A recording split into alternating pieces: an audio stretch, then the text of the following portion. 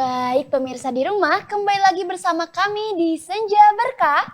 Pasti berkah. Nah, tadi kita udah bahas-bahas nih mengenai dikala ingin menyerah ya teman-teman. Dan tadi aku nanya nih, sempat nanya.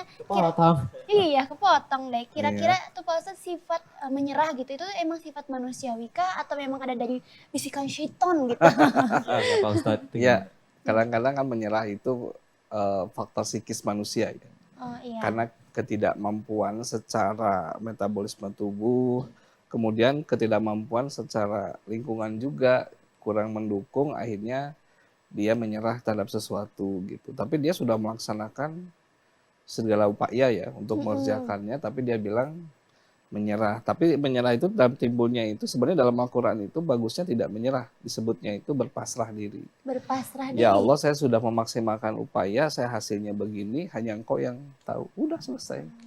Artinya kita stopnya di sana gitu. Tapi kan ada upaya dulu nih kita. Gitu. Tapi ketika lingkungan tidak mendukung, metabolisme tubuh secara psikis juga sudah mentok gitu ya, akhirnya ya kita berpasrah diri. Mungkin bagusnya itu tidak menyerah disebutnya ya, tapi berpasrah diri kepada Allah dan kita serahkan.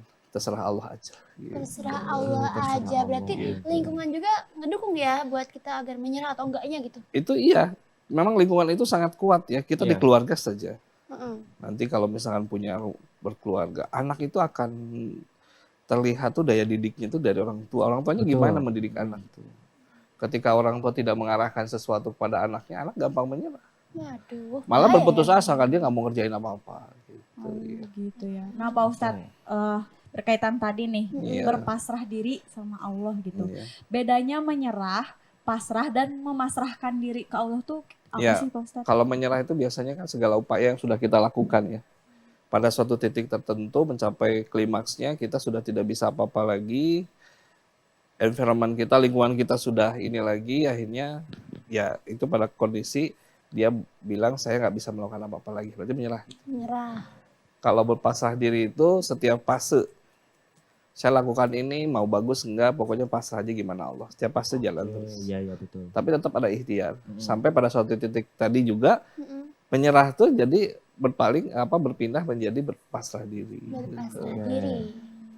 Terus satu lagi tadi yang apa sih? Bukan apa sih berputus Memasrah. asa. Kalau putus asa, kalau putus asa Pak Ustadz. Kalau putus asa tuh kita nggak ngapa-ngapain ya. Sudah nyerah? Sudah. Dapat tugas sudah tinggalin aja ya Pak Ustadz ya. Udah nggak sanggup. Oh udahlah ini mau saya nggak bisa. Padahal belum dicoba kan. Iya betul Pak Ustadz. Barangkali ketika dibaca, gampang kan. Dia udah bilang, udah sampai hopeless ya disebutnya. Iya udah hopeless ya betul. Udah tinggalin aja padahal kita belum tahu apa-apa. Gitu. Bahaya ya. Bahaya nih. Jadi pemirsa jangan sampai berputus asa nih. Harus ada ikhtiar sedikit meskipun ditambah dengan bumbu-bumbu sedikit kemalasan tapi tetap ikhtiar ya pemirsa. Jangan sampai lupa pemirsa. Jangan sampai lupa untuk berikhtiar ya pemirsa yang ada di rumah. Tetapi ini lebih lanjut nih Pak Ustadz ya. Misalnya seseorang memang tadi kan saya menyinggung soal ikhtiar nih Pak Ustadz. Seseorang tuh dia memang sudah berikhtiar, bahkan memang sudah sampai di titik darah penghabisan lah kita bilang nih Pak Ustadz. Dan dia pada akhirnya itu menyerah nih Pak Ustadz. Apakah ikhtiar dia itu, tapi dia nih belum tercapai ya Pak Ustadz apa yang dihajatkan. Akan dibayar sesuai dengan ikhtiar dia oleh Allah Subhanahu Wa Taala Pak Ustadz. Iya betul, bahwa Allah itu tidak pernah menyia-nyiakan ikhtiar manusia. Itu yakinlah di dalam ikhtiar itu sama dengan doa ya. Jadi kita melakukan sesuatu ingin mencapai target ya, melakukan tahapan-tahapan seperti itu. Udhu'uni istajib lakum, berdoalah niscaya aku kabulkan. Tapi di sana udhu'uni itu bisa berarti selain berdoa juga berarti ada ikhtiar gitu dalam suatu pelaksanaan. Nah itu harus diperhatikan gitu ya. Oke. Tapi aku mau tanya lagi nih Pak Ustadz ya. Misalnya seseorang yang dia itu Pak Ustadz dia nih berikhtiar dalam mencari amal yang banyak Pak Ustadz ya. Dia sampai melakukan pengajian, dia melakukan santunan anak yatim. Tapi pada akhirnya mungkin dia belum mendapatnya ini saya melakukan ini kayaknya belum kerasa apa-apa nih. Belum dapat berkah apa-apa nih. Terus dia menyerah dalam berbuat kebaikan. Itu gimana Pak Ustadz? Nah ini yang seharusnya dia tidak menyerah ya kalau dalam hidup itu. Cuma mungkin gini, dia terlalu kalau secara psikologi ya dia terlalu mengharapkan dunia. Betul. Jadi pengen masuk TV lah, pengen di ini orang lah. Nah, ketika pada suatu saat itu ternyata dia nggak mencapai itu, akhirnya dia menyerah. Mungkin ada sesuatu target dunia. Betul. Kalau target akhirat, saya yakin dia akan sukarela terus berbuat kebaikan. Iya. Kapanpun pasti dia akan terus tidak pernah menyerah untuk berbuat kebaikan. Mungkin ini terjadi karena target dia tuh bukan lillahi ta'ala gitu, targetnya itu dunia. Betul. Ingin disenangi orang, ingin dihargai orang. Akhirnya ketika targetnya dunia itu sekitarnya tidak menyambut beliau gitu ya, Iya. menyambut dia, Mm-mm. akhirnya dia ngapain lagi saya berbuat baik orang. Betul Pak Nah, Ustadz. itu karena targetnya dunia gitu. Iya.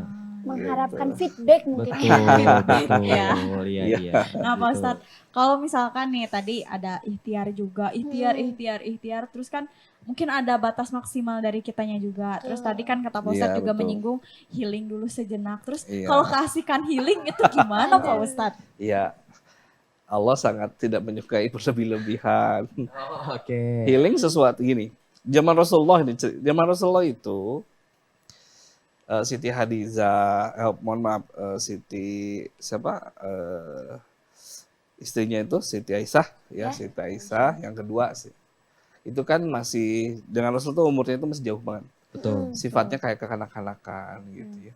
Dan ketika Rasulullah mendapatkan sesuatu yang wah lagi gimana gitu, Siti Aisyah tuh menghibur diri dengan ya menggoda-goda Rasulullah, ngajak lari, ayo balapan katanya dengan ya itu salah satu mungkin ya walau misal itu ya salah satu healingnya Rasulullah ya, dihibur oleh itu.